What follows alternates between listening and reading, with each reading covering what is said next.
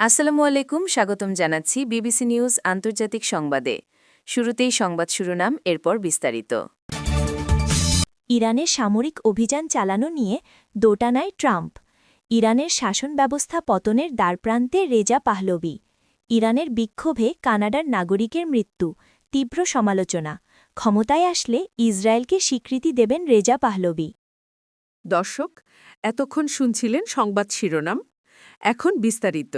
আপনি যদি ইসরায়েলের ধ্বংস চান এবং মুসলিমদের পাশে থাকেন, তাহলে ভিডিওতে লাইক করে চ্যানেলটি অবশ্যই সাবস্ক্রাইব করে দিবেন এবং আপনার মূল্যবান মতামত অবশ্যই কমেন্টে লিখে জানিয়ে দিবেন।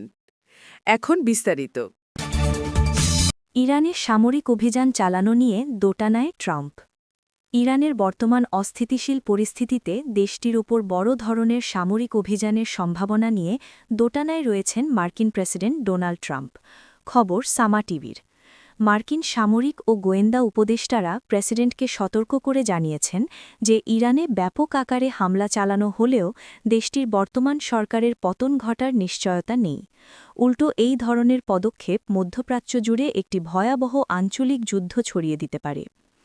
দ্য ওয়াল স্ট্রিট জার্নাল সহ বিভিন্ন আন্তর্জাতিক সংবাদমাধ্যমের প্রতিবেদন অনুযায়ী হোয়াইট হাউসকে জানানো হয়েছে যে ছোট পরিসরের বা সীমিত হামলা হয়তো বিক্ষোভকারীদের মনোবল বাড়াতে পারে, কিন্তু তেহরানের কঠোর দমনপীড়ন বন্ধ করতে তা যথেষ্ট হবে না।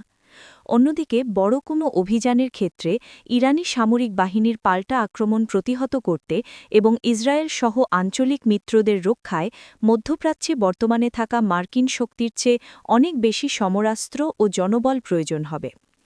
এদিকে হোয়াইট হাউসের প্রেস সেক্রেটারি ক্যারোলিন লেভিট জানিয়েছেন, বিক্ষোভকারীদের ওপর নির্বিচারে হত্যাকাণ্ড চললে ইরানকে ভয়াবহ পরিণাম ভোগ করতে হবে বলে ওয়াশিংটন আগেই সতর্ক করেছে।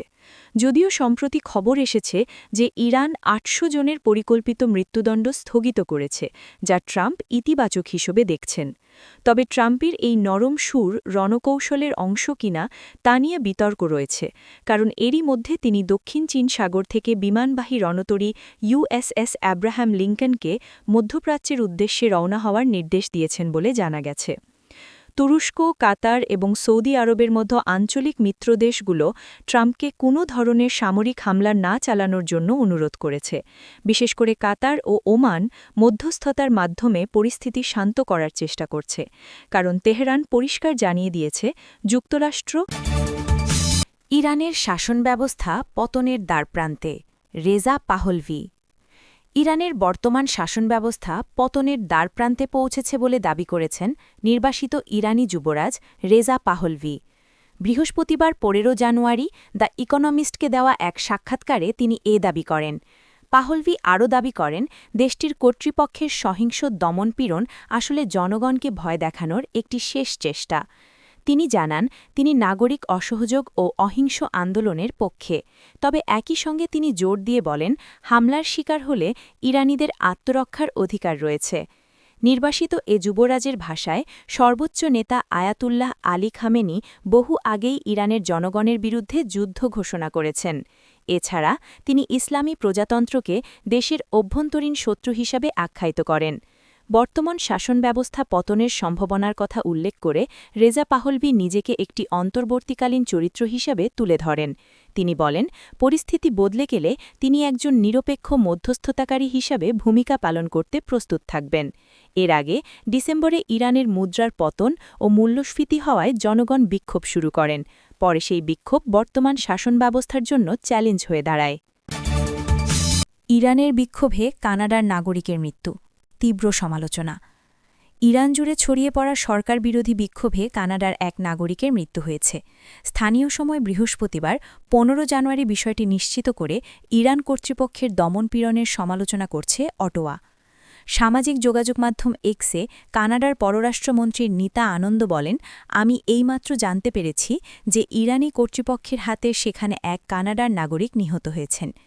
কানাডার কনসুলার কর্মকর্তারা কানাডায় অবস্থানরত নিহত ব্যক্তির পরিবারের সঙ্গে যোগাযোগ রাখছেন বলেও জানানো হয়, তবে নিহতের নাম পরিচয় উল্লেখ জানা যায়নি। সহিংসতা বন্ধের আহ্বান জানিয়ে অনিতা বলেন, ইরানি জনগণের শান্তিপূর্ণ বিক্ষোভ, যেখানে তারা দমনপীড়ন ও চলমান মানবাধিকার লঙ্ঘনের মুখে নিজেদের কণ্ঠস্বর শোনানোর দাবি জানাচ্ছে, তার জবাবে শাসক গোষ্ঠী নির্লজ্জভাবে মানবজীবনকে উপেক্ষা করেছে।